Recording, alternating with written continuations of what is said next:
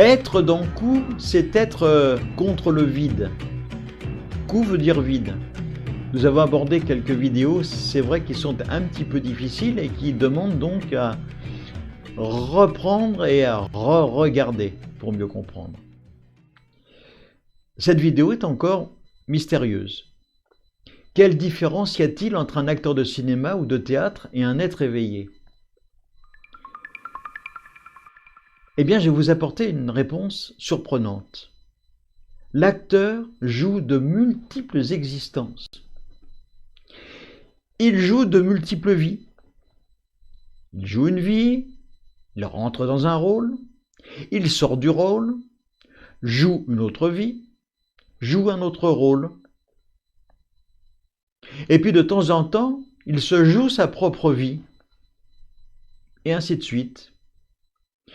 Jusqu'au moment où, confronté à sa propre réalité, eh bien, quelquefois il perd pied, se noie dans l'alcool, dans les relations mondaines, dans des futilités,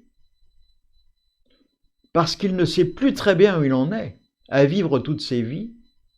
Où en est-il de la sienne? L'être éveillé, lui, est tout à l'inverse. Il englobe toutes les existences à la fois. Il n'a pas besoin de les interpréter ou de les jouer. Il les englobe, il les avale, les digère, les vit. C'est un rapprochement que l'on peut faire avec la physique quantique par rapport à la conscience universelle, la grande conscience avec un C majuscule.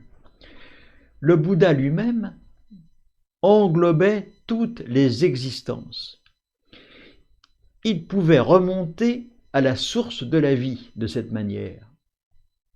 Et de la même manière, chevauchant le temps, il pouvait englober le futur et toutes les existences, ainsi que les expériences, selon un champ très large. En fait, le Bouddha proposait simplement à tous ses disciples de réaliser son expérience.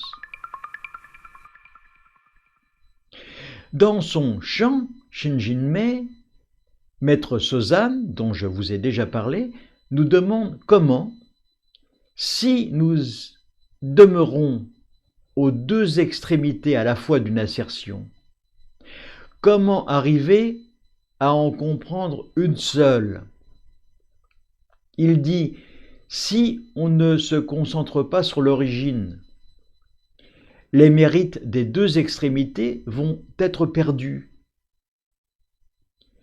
Si nous acceptons seulement une existence, donc une extrémité, nous tombons dans cette seule existence.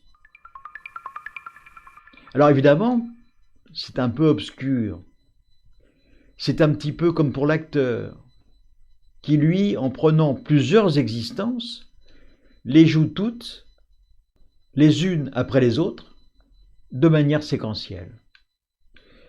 L'être éveillé, lui, il joue toutes les existences en une seule fois. Toutes les existences, toutes les expériences sont simplement comprises en une seule fois, comme dans la physique quantique, de manière simultanée. Une compréhension qui vaut réalisation et compréhension en même temps. Ainsi, si nous demeurons aux deux extrémités à la fois d'une expérience, alors comment pouvons-nous en comprendre une seule? Eh bien, l'expérience de Zazen va nous démontrer que les deux extrémités sont parfaitement identiques. En fait, l'une et l'autre se complètent. L'une et l'autre ne sont qu'une seule et même chose. Le secret se trouve dans l'enseignement du Bouddha, dans la pratique du juste milieu. Maître Sozan termine en disant « Si nous suivons le Ku, nous devenons alors contre le Ku. » Vous voyez, il y a deux extrémités. un peu difficile à comprendre si vous ne suivez pas bien ces enseignements, mais sinon, tout cela devient absolument transparent. L'être éveillé, lui, se tient aux deux extrémités. Il est à la fois la forme, première extrémité, et vide, deuxième extrémité. Ce faisant, il réalise l'unité, le un, par le fait même qu'il concentre les deux extrémités, forme et vide, en une seule, précisément en se maintenant dans le juste milieu. Forme et vide se confondent en une seule et même chose. Le Sutra du cœur, la Nashingyo, nous propose d'approcher ce que je viens de démontrer, essayer de comprendre que la forme et le vide, les constituants de notre univers, sont un avec un U majuscule, une seule et même chose, ils ne sont pas en opposition. Le sutra dit Kusoku ze shiki, shikisoku ze ku, ce qui veut dire vide et forme, forme et vide. Le vide est donc contre le vide et la forme devient donc contre la forme. Ainsi, en suivant ku, le vide, nous sommes en même temps dans la forme shiki. Nous sommes donc à la fois des deux côtés, comme dans la physique quantique. En suivant ku, le vide, nous sommes contre la forme shiki. En suivant la forme, nous sommes contre ku, le vide. Max Planck, découvreur de la physique quantique, a sans le savoir mis des mots sur les pratiques et les découvertes du Bouddha. C'est tout à fait extraordinaire. En résumé, lumière, obscurité, bien, mal, acceptation, refus, shiki, ku, en acceptant et comprenant l'interaction de ce qui nous apparaît comme les deux opposés irréconciliables, alors nous réalisons ku, le vide. Dans le même temps, nous réalisons l'essence de la forme shiki.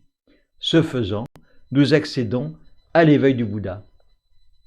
C'est assez compliqué, je le conçois, et je vous invite donc à regarder autant de fois que vous voulez cette vidéo. Et puis en attendant, eh bien, n'oubliez pas d'être heureux juste pour donner l'exemple. Et même si le lieu de méditation est exigu, il renferme l'univers entier. Même si notre esprit est petit, il est illimité. C'est Sikito Kizen qui le disait.